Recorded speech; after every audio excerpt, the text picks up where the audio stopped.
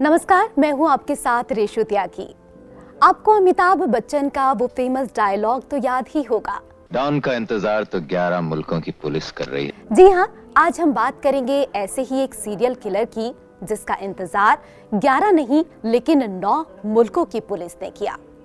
पकड़ा भी गया लेकिन हर बार चकमा देकर बच निकला। वो विदेशी महिलाओं से दोस्ती करता, ड्रग्स देता और फिर उनकी हत्या कर देता। अब आप सोच रहे होंगे कि मैं शायद किसी फिल्म या सस्पेंस थ्रिलर सीरियल किलर की कहानी बता रही हूँ, लेकिन ये हकीकत है बिकनी किलर के नाम से मशहूर चार्ल्स शोभराज की। वो शोभराज जिसका इंतजार Bharat, Nepal, Myanmar, Thailand, France, Iran, Greece और तुर्की समेत करीब 9 देशों की पुलिस कर रही थी। सीरियल किलर चार्ल्स शोभराज विदेशी महिलाओं को अपना शिकार बनाता था। वो उन्हें ड्रग्स देता और फिर उनकी बड़ी ही बेरहमी के साथ हत्या कर देता। उसके शिकार कई महिलाओं की लाश बिकनी में मिली तो वो बिकनी किलर के नाम से मशहूर हो गया। वो बेहद हैंडसम, चार्मिंग, गुड लुकिंग था, लेकिन उसके इरादे उतने ही ज्यादा खतरनाक थे। शोभराज ये नाम एक बार फिर से अखबारों की सुर्खियों में छाया हुआ है और सोशल मीडिया में ट्रेंड कर रहा है। मशहूर सीरियल किलर शोभराज उर्फ हतचंद भाव नानी गुरुमुख चार्ल्स शोभराज 19 साल बाद नेपाल की जेल से रिहा हो रहा है। 2003 से नेपाल की जेल में सजा काटने के बाद अब नेपाल सुप्रीम कोर्ट ने उसकी रिहाई का आदेश दिया। बिकनी किलर के नाम से मशहूर शोभराज 70 के दशक में कई देशों के लिए सिरदर्द बन गया था। आइए जानते हैं क्या है इसकी क्रिमिनल हिस्ट्री और क्यों नेपाल की कोर्ट ने आखिर इतने खतरनाक कातिल को छोड़ दिया। शोभराज 1944 में वियतनाम के साइगोन में पैदा हुआ। उस वक्त इस शहर पर जापानियों का कब्जा था। शोभराज की मां ने वियतनाम में तैनात एक फ्रांसीसी फौजी से शादी की और पेरिस चली गई।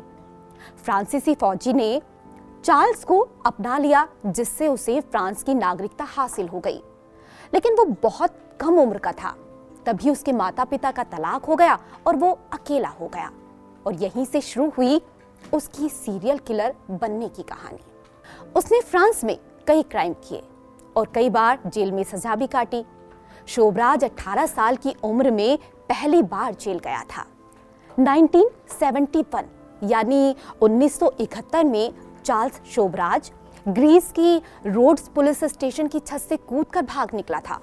वहां से भागकर वो सीधा हिंदुस्तान आ गया। 1970 के दशक में वो एशिया पहुंचा और वहां दक्षिण पूर्व एशिया के लगभग हर देश में जाकर विदेशी पर्यटकों को अपना शिकार बनाने लगा और उन्हें मौत के घाट उतारने लगा। मरने वालों में ज्यादातर यूरोप और अमेरिका के साथ भारत, नेपाल और थाईलैंड की लड़कियां ही थीं। लेकिन इस शातिर बिकनी किलर ने असल में कितने लोगों की हत्याएं की हैं, इसका राज अभी भी उसके दिल में ही कैद है। शोभराज भारत के साथ दक्षिण एशियाई देशों में बिकनी किलर के नाम से मशहूर हो गया था। 1972 में वो अफगानिस्तान में काबुल की जेल में बंद रहा, लेकिन वहां उसने जेल के पहरेदार को नशीला पदार्थ खिलाकर बेहोश कर दिया और वहां से भी भाग निकला। उसने 1972 से 1976 के बीच करीब 24 हिप्पियों को मौत के घाट उतार दिया।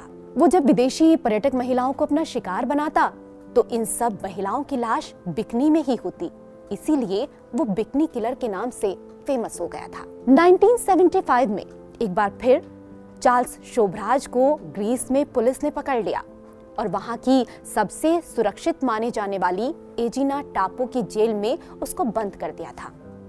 यह जेल उस समय शायद सबसे सुरक्षित थी क्योंकि उसके चारों तरफ दूर दूर तक समंदर था। मगर शोभराज वहां से भी पुलिस को आंखों में उसने धूल झोंकी और भाग निकला। 1976 में शोभराज ने एक बड़ा हाथ मारा और भारत की सैर पर आए एक फ्रांसीसी ग्रुप के 4 लोगों की उसने हत्या कर दी। इसके साथ ही शोभराज ने एक इजरायली सैलानी की भी हत्या कर दी, जिसकी वजह से उसे पकड़ लिया गया और पहले 7 साल और फिर 5 साल की सजा देकर तिहाड़ जेल भेज दिया गया। 1986 में तिहाड़ जेल से फरार होने के बाद दोबारा पकड़े जाने पर शोभराज अगले 11 साल तक तिहाड़ में रहा और 1997 में वो अपनी सजा पूरी करने के बाद बाहर निकला। तब तक थाईलैंड के वारंट की जो मियाद थी वो 20 साल की थी और वो भी समाप्त हो गई थी, जिसके तहत उसे मृत्यु की सजा मिलनी थी, यानी कि मौत की सजा मिलनी थी। 1997 में भारत की जेल से रिहा होने के बाद शोभराज पेरिस चला गया। पेरिस में शोभराज को किसी हीरो जैसा दर्जा मिला। उसने अपने चार्म और चलन की बदौलत जुर्म की दुनिया में बड़ी ही इज्जत से लिया जाने वाला वो नाम हो गया। फ्रांस के एक डायरेक्टर और प्रोड्यूसर ने तो शोभराज पर एक फिल्म तक बनाने का अधिकार हासिल कर लिया था, जिसके एवज में शोभराज को करीब 97 यानी 97 करोड़ रुपए दिए गए, जबकि एक मीडिया हाउस से इंटरव्यू के एवज में उसने $5000 मांग लिए थे।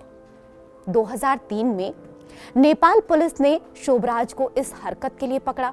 12 अगस्त 2004 को शोभराज को नेपाल के सुप्रीम कोर्ट ने उम्र कैद की सजा सुनाई थी। शोभराज एक फ्रेंच किलर जिसकी उम्र 2022 में 78 साल हो चुकी है। इसको जस्टिस सपना प्रधान मल्ला एंड जस्टिस तिलक प्रसाद श्रेष्ठा ने नेपाल के एक प्रोविजन के तहत रिहा किया है, जिसके तहत जेल में गुड बिहेवियर या मेडिकल रिक्वायरमेंट होने पर पुराने कैदियों को 75% सजा काटने के बाद मुक्त करने की अनुमति देता है। According to the court order, उसने जल्दी रिहाई के लिए कई बार अदालत में पिटीशन फाइल की थी और अपने दावे की सपोर्ट में डॉक्यूमेंट्स दिखाए थे कि उसे ओपन हार्ट सर्जरी की जरूरत है। नेपाल के सुप्रीम कोर्ट ने मेडिकल ग्राउंड के बेसिस पर उसकी पिटीशन को स्वीकार कर लिया और कहा, keeping him behind bars was not in line with the prisoners human rights. मतलब उसे सलाखों के पीछे रखना कैदी के मानवाधिकारों के खिलाफ है और उसे 15 दिनों के भीतर प्रत्यावर्तित करने का आदेश है। तो अगर आपको हमारी ये वीडियो पसंद आई है तो इसे लाइक और सब्सक्राइब करें और ऐसे ही और केस और कानूनी विषयों को समझने के लिए देखते रहिए इंडिया लीगल।